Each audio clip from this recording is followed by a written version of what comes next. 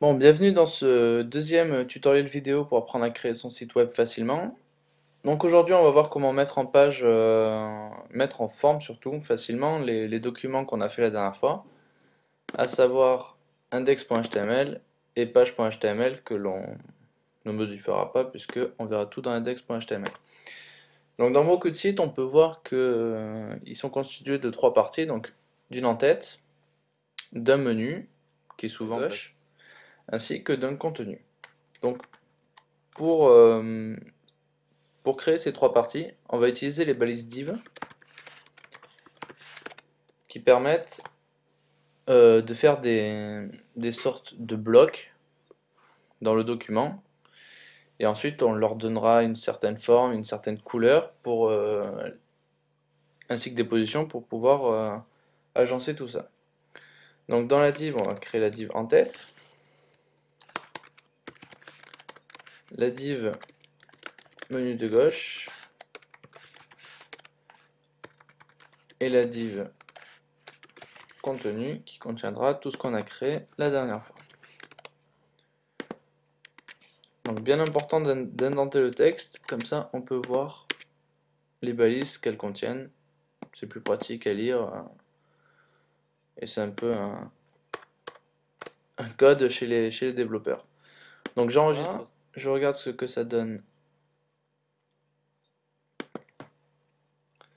dans mon navigateur. Donc en tête, menu de gauche, contenu. On peut voir que c'est pas trop mis en ordre. On va leur donner, pour pouvoir les placer, les coloriser, etc., on va leur donner un attribut style qui va contenir toutes les propriétés du bloc div. Donc on va commencer par leur donner une taille. Donc width, la largeur. Donc l'entête va avoir une largeur de 400 pixels. Haze,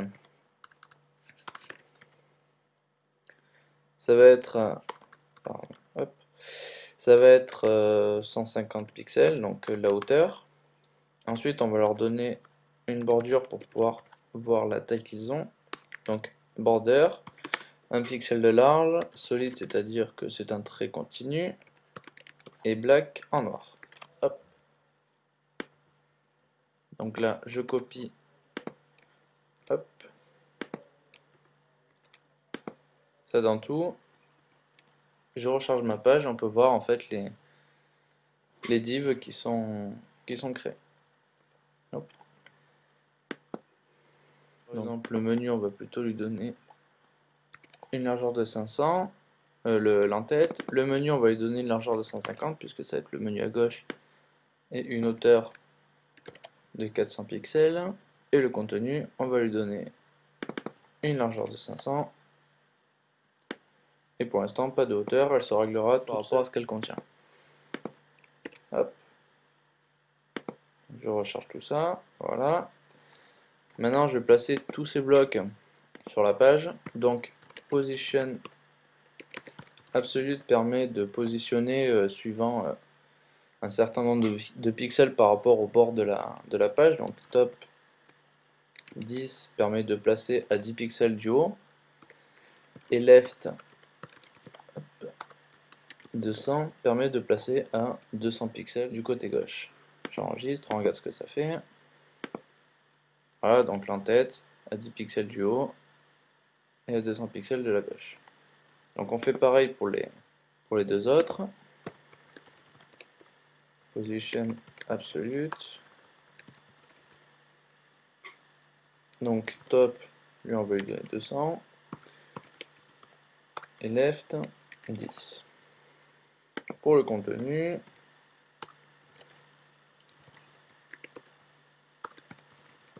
hop, position absolute. Top 200 et left 200, ça devrait nous donner pas mal.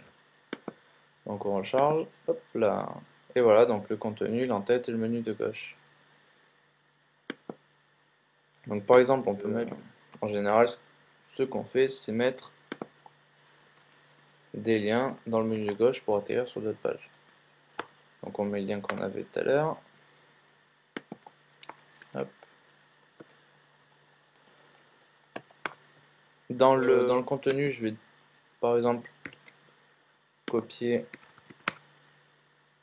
un long texte.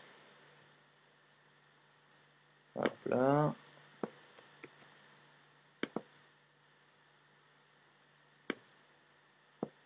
Là. Enregistrer. Je reviens sur ma page, je recharge. Donc voilà, le lien vers une autre page. Et le texte que j'ai copié. Donc ensuite, si par exemple, donc là je fais un paragraphe géant. Si par exemple je veux je veux enlever cette scroll sur le côté et que toute la page en fait, que le contenu s'arrête à la même hauteur que le bas du menu. Donc là, je renseigne la valeur Haze, donc à 400 comme le menu, et je fais un overflow scroll pour faire apparaître, mais cette fois-ci sur le contenu. Hop. Et voici, voilà.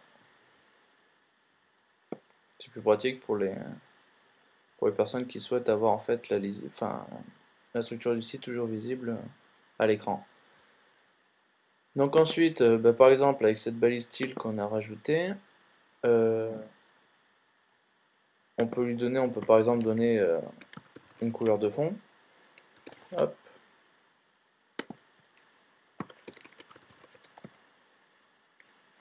Donc, rouge, bleu, et on va donner vert.